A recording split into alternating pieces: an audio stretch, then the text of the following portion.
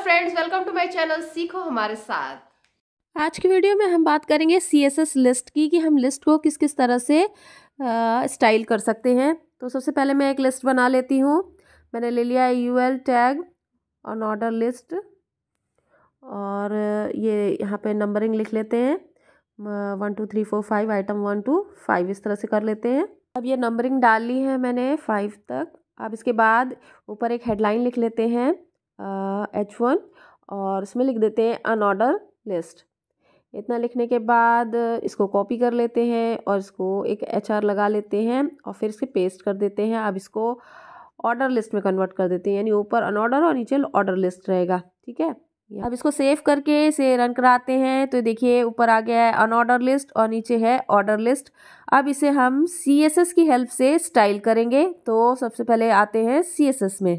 अब हम element selector ले लेते हैं UL और दूसरा वाला क्या था OL। ठीक है, ये दोनों सिलेक्टर ले लिए हैं। अब इसमें देखिए यहाँ पे जो अनऑर्डर लिस्ट में ये डॉट डॉट डॉट आ रहा है और इसमें नंबरिंग आ रही है, इसको हम किस तरह से स्टाइल कर सकते हैं। बाय डिफ़ॉल्ट डिस्क होता है, आपको पता होगा। HTML में आपने किया होगा तो लिखेंगे यहाँ पे प्रॉपर्टी लिस्ट स्टाइल टाइप और यहाँ पे हमें प्रॉपर्टी देनी है। इसमें सबसे पहले हम देंगे तो नन देंगे तो क्या होगा, ऐसी कंडीशन में देखिए यहाँ पे जो भी डिस्क थी वो हट गई। तो नन देने पर कोई भी स्टाइल वो नहीं रहेगा। फिर डिस्क देंगे तो आ जाएगा, ये बाय डिफ़ॉल्ट भी रहता है। इसके अलावा अगर हम सर्कल देते हैं तो सर्कल रहेगा, यानी सॉलिड इसमें फिलिंग नहीं रहेगा, ऐसे सर्कल शेप में आएगा। तो ये अलग अलग स्टाइल है। स्क्वायर दे देंगे तो कुछ स्क्वायर शेप में इस तरह से आ जाएगा। ये तो हम HTML में भी थोड़ा बहुत कर सकते हैं, लेकिन मान लीजिए इसकी जगह पे हमें इमेज लगाना है। इसी तरह से पहले मैं आपको बता दूं कि ऑर्डर लिस्ट में आपको नंबरिंग किस तरह से करनी है। तो लिस्ट स्टाइल टाइप में आपको देना पड़ेगा अपर अल्फ़ा। तो इससे देखिए यहाँ पे रिफ़्रेश किया तो ये ABCD कैपिटल लेटर में आ गया। और उसी तरह से ऑर्डर लिस्ट में अभी ABCD है, अब आपको इसमें स्मॉल लेटर चाहिए तो इसके लिए अपर अल्फ़ा की जगह पे आप लिख देंगे लोअर अल्फ़ा। तो लोअर अल्फ़ा में स्मॉल ABCD कुछ इस तरह से आ जाएगा, देख रहे हैं आप। तो ऑर्डर लिस्ट में इस तरह से आप चेंज कर सकते हैं। इसी तरह से आपको अगर रोमन में चाहिए रोमन नंबर तो आप लिख सकते हैं लोअर रोमन। तो यहाँ पे ये देखिए रोमन में आ गया है ऑर्डर लिस्ट में नंबरिंग। उसी तरह से अपर रोमन में चाहिए तो लिखेंगे अपर रोमन। तो यहाँ पे रोमन नंबरिंग जो है अपर केस में इस तरह से आ जाएगी, अपर रोमन इस तरह से दिखाएगा। तो इस तरह से आप नंबरिंग भी चेंज कर सकते हैं, अलग अलग तरह से स्टाइल कर सकते हैं ऑर्डर लिस्ट की। इसके अलावा आप डेसिमल में करना चाहते हैं तो वही नंबर्स वापस से दिखेंगे जो बाय डिफ़ॉल्ट होते हैं। ये देखिए वापस डेसिमल में आ गया। तो इस तरह से आप ऑर्डर लिस्ट की स्टाइल को सेट कर सकते हैं CSS में। इसमें एक और है डेसिमल लीडिंग 0। तो इससे क्या होगा, यहाँ पे जैसे ये देखिए रिफ्रेश करिए तो 01 02 03 इस तरह से आ रहा है। तो यानी 0 के साथ डेसिमल नंबर आता जाएगा, यानी 0 लीडिंग 0 लिखा है तो 01 02 0 के साथ स्टार्ट होकर के नंबरिंग आएगी। तो इस तरह से हम ऑर्डर लिस्ट में नंबर डाल सकते हैं। इसके अलावा अगर हमें कोई इमेज डालनी है, जो अभी मैं बता रही थी कि अगर अनऑर्डर लिस्ट है उसमें कोई इमेज आपको सेट करनी है बुलेट की जगह पर, तो यहाँ पे आपको प्रॉपर्टी यूज़ करनी है लिस्ट स्टाइल इमेज, क्योंकि हम इमेज लगा रहे हैं यहाँ पे।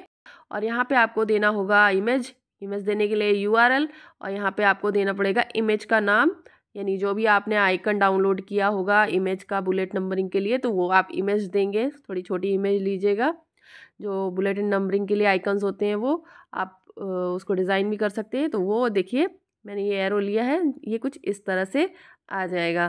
ठीक है, तो इस तरह से आप कोई भी इमेज जो आइकन के लिए यूज़ होती हैं तो वो यहाँ पे आप डाल सकते हैं और अपने हिसाब से स्टाइल कर सकते हैं बुलेटिन नंबरिंग को।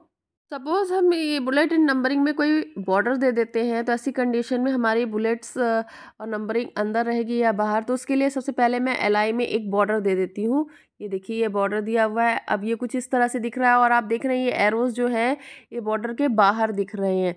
तो अगर आप चाहते हैं कि ये एरो बॉर्डर के अंदर इसी जो आइटम 1 2 3 है इसके साथ ही आए, तो उसके लिए क्या करना होगा। तो ऐसी कंडीशन में अगर आप बॉर्डर लगा हुआ है और आप इनसाइड चाहते हैं या आउटसाइड चाहते हैं तो ये चीज़ें आप सेट कर सकते हैं। तो यहाँ पे आपको लिखना होगा लिस्ट स्टाइल, पोजीशन, और यहाँ पे आपको पोजीशन दी है मान लो आउटसाइड, तो ये आउटसाइड दिखा रहा है, देख रहे हैं आप। ये एरो जो है इस बॉर्डर के बाहर है। अगर आप चाहते हैं एरो बॉर्डर के अंदर आ जाए तो आपको लिखना होगा इनसाइड, आउटसाइड की जगह पे। तो इनसाइड लिखने पे ये देखिए, रिफ्रेश करने पे ये एरो अंदर की तरफ आ गए हैं। तो इस तरह से आप पोजीशन भी सेट कर सकते हैं इसमें। तो इस तरह से आप लिस्ट को अलग अलग तरीके से CSS की हेल्प से स्टाइल कर सकते हैं।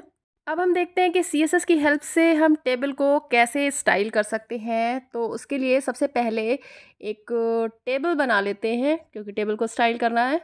तो आपने HTML में पढ़ा होगा टेबल कैसे बनाया जाता है। मैं फटाफट बना देती हूँ एक टेबल टैग ले लिया, और इसमें TR टेबल रो ले लिया, और TD ले लिया। तीन कॉलम बन जाएंगे। इसी तरह से दूसरी टेबल रो, फिर 3 बार TD ले लिया, 3 कॉलम बन गए। और इसी को कॉपी करके पेस्ट कर लेंगे, और इसमें कुछ डाटा भी डाल देते हैं साथ में, कुछ कंटेंट डाल देते हैं जिससे कि टेबल हमारा दिखे। ज़्यादा बॉर्डर वगैरह अभी नहीं डाल रही हूँ, बाद में डालती हूँ मैं बॉर्डर CSS की हेल्प से, लेकिन फ़िलहाल अभी डाटा डाल देते हैं जिससे टेबल का दिखेगा हमारा। अब इसे सेव करके एक बार रन करा कर देखते हैं कि कैसा दिख रहा है हमारा टेबल। तो ये देखिए, रिफ़्रेश करने पे ये कुछ ऐसा आया है टेबल। अब इसको हम स्टाइल करेंगे। अभी ऐसा करते हैं कि इसके टेबल में कुछ एक कैप्शन भी लिख देते हैं। तो उसके लिए मैं यहाँ पर लिख देती हूँ कैप्शन, और यहाँ पे लिख देती हूँ टेबल CSS। अब इसको रन करा कर देखते हैं कैसा दिख रहा है। तो देखिए, ये कुछ ऐसा दिख रहा है अभी बिना स्टाइल के, इसमें कोई CSS नहीं लगा है। अगर आपको टेबल नहीं बनाना आता तो मेरे HTML के ट्यूटोरियल में जाकर देख सकते हैं। तो अब हम CSS पे आते हैं और इसे स्टाइल करते हैं। अब यहाँ पे सिलेक्टर ले लेते हैं सबसे पहले, और टेबल, अब इसमें बॉर्डर डाल देते हैं। अभी मैंने आपको बताया था कि CSS की हेल्प से ही सारी चीज़ें डाल देंगे। बॉर्डर 1 पिक्सल सॉलिड ब्लैक डाल देते हैं एक बॉर्डर। तो ये देखिए कुछ इस तरह से आ गया ये टेबल का बॉर्डर, ये आउटलाइन आ गई चारों तरफ की। तो कुछ ऐसा दिख रहा है बॉर्डर। अब मैं चाहती हूँ कि ऊपर कैप्शन है उसमें अलग से बॉर्डर डाल दिया जाए। ठीक है, कैप्शन में अलग से बॉर्डर डाल दिए। तो यहाँ पे डालने की बजाय मैं CSS में डायरेक्ट डाल देती हूँ टैग की हेल्प से। तो यहाँ CSS पे आते हैं और टैग में जा कर के ये कैप्शन को यहाँ पे ले लेते हैं, और यहाँ पे लिख देते हैं, ये कॉपी कर लेते हैं बॉर्डर सॉलिड ब्लैक, इसको पेस्ट कर दिया। ये देखिए अब कैप्शन में आ जाएगा, ये देखिए बॉर्डर आ गया इस तरह से।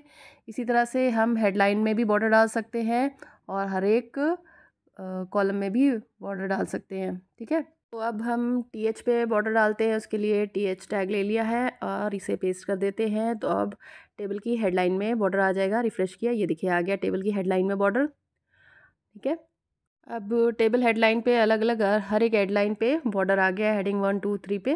ठीक है, अब हम काम करते हैं टेबल डेटा पे, TD पे हम डालते हैं बॉर्डर। तो उसके लिए सिंपल TD लिखना होगा और पेस्ट कर देंगे बॉर्डर वाला कोड।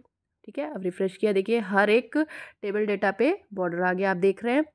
और हर एक टेबल डेटा का अपना बॉर्डर बन गया है। तो इसमें आउटर बॉर्डर जो है टेबल का और इस टेबल डेटा के बॉर्डर में थोड़ा सा गैप दिख रहा है। तो अगर ये देखिए छोटे छोटे इसमें बहुत ही छोटा गैप दिख रहा है, टाइल टाइप का आ रहा है इफेक्ट ना। तो अगर हम चाहते हैं कि ये कंप्लीट एक बॉर्डर हो जाए, ये गैप ना दिखे, एक ही लाइन ऐसे दिखे, तो उसको भी हम ठीक कर सकते हैं, उसको भी हम चेंज कर सकते हैं। ठीक, तो क्या ये भी एक इफेक्ट है।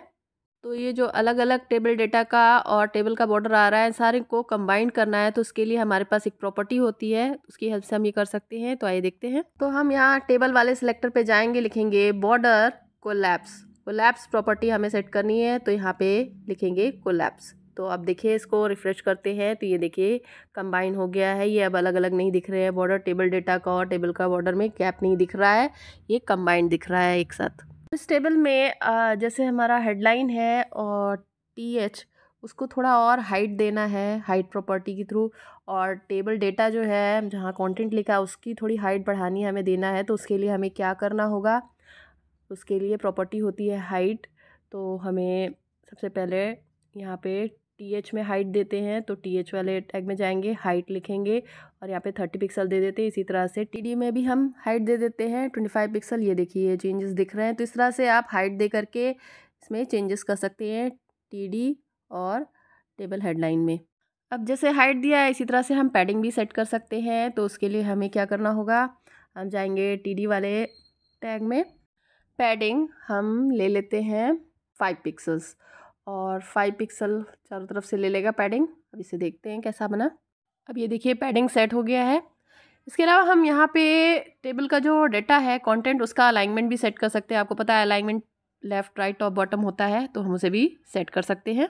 अभी पैडिंग TH में भी दे देते हैं और इसके बाद देखते हैं टेस्ट अलाइनमेंट किस तरह से सेट किया जाता है। तो अब TH में भी पैडिंग आ गया। अब इसके बाद टेस्ट अलाइनमेंट करते हैं, तो उसके लिए हम TH में पहले अलाइनमेंट करते हैं। तो उसके लिए सिंपली लिखना होगा टेक्स्ट अलाइन, फिर बाय डिफ़ॉल्ट आपको पता है लेफ़्ट अलाइन रहता है, और सेंटर और राइट हम कर सकते हैं। तो अभी राइट किया है, देखिए अभी इसमें थोड़ा सा राइट अलाइनमेंट दिख रहा है। थोड़ा सा हम इसका पैडिंग इंक्रीज़ कर देते हैं जिससे आपको और अच्छे से पता चलेगा। और TD में भी हम राइट अलाइन कर देते हैं टेबल डेटा में, तो उसमें जल्दी पता चलेगा। तो इसका मैंने पैडिंग बढ़ा दिया है और TD में राइट अलाइनमेंट किया है। देखिए राइट साइड में ये टेक्स्ट मूव हो गया कंटेंट, तो इस तरह से राइट अलाइनमेंट शो कर रहा है। अब सेंटर अलाइनमेंट करके देखते हैं। देखिए ये सेंटर हो गया। इसी तरह से बाय डिफ़ॉल्ट लेफ़्ट रहता है, लेफ़्ट भी कर सकते हैं। तो ये लेफ़्ट लिख दिया मैंने, और ये देखिए ये लेफ़्ट अलाइनमेंट आ गया। तो इस तरह से हम अलाइनमेंट सेट कर सकते हैं। अब इसी तरह से हम वर्टिकल अलाइनमेंट भी सेट कर सकते हैं। तो वर्टिकल अलाइन के लिए मैंने लिख दिया TD में वर्टिकल अलाइन। अब यहाँ पे लिख दिया मैंने बॉटम। तो देखते हैं ये किस तरह से शो करता है। रिफ्रेश किया, ये देखिए बॉटम में आ गया कंटेंट। तो ये वर्टिकल अलाइन में बॉटम, टॉप, मिडल, ये आपको पता होगा। तो इस तरह से हम चेंज कर सकते हैं। ठीक है, इसकी हाइट थोड़ी और बढ़ा दिया, ये देखिए और अच्छे से पता चल रहा है। वर्टिकल अलाइनमेंट में बॉटम में आ गया है। इसी तरह से यहाँ पे बॉटम की जगह पे हम वर्टिकल अलाइनमेंट में हम लिख देते हैं यहाँ पे टॉप। टॉप यानी कि सबसे ऊपर कंटेंट दिखेगा। रिफ्रेश किया, ये देखिए टॉप पे आ गया कंटेंट। तो इस तरह से वर्टिकल अलाइन कर सकते हैं। और इसके अलावा एक और होता है मिडल। मिडल में कंटेंट यानी बीच में एकदम रहेगा। रिफ्रेश किया, ये देखिए मिडल में आ गया। तो ये हम वर्टिकल अलाइनमेंट भी सेट कर सकते हैं टेक्स्ट का। अब इसमें हम बॉर्डर स्पेसिंग भी डाल सकते हैं। तो बॉर्डर स्पेसिंग में जो मैंने पहले कोलैप्स कर रखा था, या तो आप उसे हटा दीजिए। तो बाय डिफ़ॉल्ट बॉर्डर स्पेसिंग रहता ही है, जैसे कि मैंने पहले बताया था, आपने देखा होगा। तो उसमें सेपरेट कर दीजिए। तो ये जैसे पहले टेबल बनाया था, तो इस तरह से बॉर्डर आ रहा है। तो टेबल डेटा का बॉर्डर अलग है और टेबल का बॉर्डर अलग है, उसके बीच में गैप। अगर आप चाहते हैं उस गैप को थोड़ा सा और बढ़ाना, तो आपको यहाँ पे एक प्रॉपर्टी यूज़ करनी पड़ेगी, बॉर्डर स्पेसिंग। यहाँ पे आप वैल्यू देंगे बॉर्डर स्पेसिंग की, जो भी वैल्यू, जैसे मान लीजिए मैंने 15 पिक्सल दिया, तो ये चारों तरफ से 15 पिक्सल्स स्पेस क्रिएट कर देगा। ये देखिए रिफ्रेश किया, ये चारों तरफ से 15 पिक्सल क्रिएट कर दिया। अगर मान लीजिए 2 वैल्यू देते हैं, तो ऐसी कंडीशन में लेफ़्ट राइट दोनों तरफ की स्पेसिंग क्रिएट कर देगा। ये देखिए लेफ़्ट राइट की, टॉप बॉटम की स्पेसिंग क्रिएट कर दिया। ठीक है, तो इस तरह से हम स्पेसेस 2 वैल्यू देंगे तो इस तरह से होगा। अगर 1 वैल्यू देते हैं तो चारों तरफ उस हिसाब से स्पेसेस क्रिएट कर देगा। बॉर्डर की स्पेसिंग आपको इंक्रीज़ करना, तो इस तरह से कर सकते हैं। इसके अलावा कुछ और चीज़ें हम चेंज कर सकते हैं। जैसे मान लीजिए कैप्शन था, तो कैप्शन को हम ये बॉटम में करना चाहते हैं, तो उसे भी हम चेंज कर सकते हैं। तो उसके लिए हमें क्या करना होगा, कैप्शन में जाकर कैप्शन साइड यहाँ पे लिख दिया मैंने बॉटम। तो ये देखिए रिफ्रेश किया, ये बॉटम में आ जाएगा। तो इस तरह से हम कर सकते हैं कैप्शन को टॉप या फिर बॉटम में। ठीक है, इसके अलावा और भी एक चीज़ है। मान लीजिए आपकी कोई भी सेल इस तरह से खाली है, इसमें कुछ नहीं लिखा, अभी मैंने हटा दिया, कंटेंट खाली है। तो इस तरह से एम्प्टी सेल दिख रहा है, खाली दिख रहा है। तो हम चाहते हैं कि ये बॉर्डर ऐसा शो हो रहा है, ये ना हो, एम्प्टी सेल ना दिखे। तो ऐसी कंडीशन में हमें क्या करना होगा, CSS पे जाएंगे और हमें टेबल में जा कर के यहाँ पे लिखना होगा एम्प्टी सेल, और इसको लिख देना होगा हाइड। तो जो भी एम्प्टी सेल रहेगा वो ये देखिए हाइड हो गया। तो इस तरह से भी हम कर सकते हैं। अब हम टेबल विड्थ के बारे में डिस्कस करेंगे। तो उससे पहले मैं ये बॉर्डर स्पेसिंग और ये सारी चीज़ें, सेल स्पेसिंग वगैरह हटा देती हूँ, ये सारी चीज़ें, और इसको मैं कोलैप्स लिख देती हूँ। तो जैसे था पहले वैसे ही कर देते हैं, विड्थ भी बढ़ा दी। और देखिए अब ये हमारा टेबल इस तरह से आ गया है। अब हम यहाँ पे देखेंगे टेबल लेआउट किस तरह से सेट किया जा सकता है। लेआउट की 2 प्रॉपर्टीज़ होती हैं, ऑटो और फिक्स, और वो किस तरह से काम करती हैं उसको समझेंगे। इसको समझने के लिए सबसे पहले हमें टेबल का जो कंटेंट है इसको हम थोड़ा सा चेंज कर देते हैं, कम ज़्यादा कर देते हैं, जिससे हमारे टेबल की कंटेंट की विड्थ बढ़ जाए। मतलब कंटेंट ज़्यादा बढ़ जाएगा तो उस हिसाब से एडजस्टमेंट किस तरह से करेगा ऑटोमेटिकली, और फिक्स होगा तो किस तरह से एडजस्टमेंट करेगा कंटेंट का, ये देखने के लिए कंटेंट थोड़ा आगे पीछे कर देते हैं। इसको सेव करके रन कराते हैं। देखिए कुछ अभी ऐसा दिख रहा है टेबल का लेआउट। ये बाय डिफ़ॉल्ट जिस तरह से कंटेंट दिया उस हिसाब से अपने आप को सेट कर लिया है। जैसे मैंने कहीं पे ज़्यादा कहीं पे कम कंटेंट दिया है उस हिसाब से सेट कर लिया है। पहले समझते हैं ऑटो और फिक्स्ड जो ये प्रॉपर्टी है लेआउट की किस तरह से काम करती है। ऑटो में क्या करता है, ब्राउज़र अपने आप सेट कर लेता है लेआउट कि अनब्रेकेबल कंटेंट रहे, टेबल का डेटा जो भी है उस हिसाब से अपने हिसाब से वो कंटेंट को उस हिसाब से उसकी विड्थ अपने आप सेट कर लेता है, एडजस्ट कर लेता है। लेकिन फिक्स लेआउट में ऐसा नहीं होता है। जब हम प्रॉपर्टी फिक्स उसमें सेट करते हैं तो ऐसी कंडीशन में ब्राउज़र कंटेंट को इग्नोर करता है और इक्वल डिवाइड कर देता है। सेल के कंटेंट जितनी भी विड्थ होती है इक्वली डिवाइड करता है। वो कंटेंट को इग्नोर करता है कि कंटेंट किस तरह से एडजस्ट होगा, वो इक्वली सबको डिवाइड कर देता है।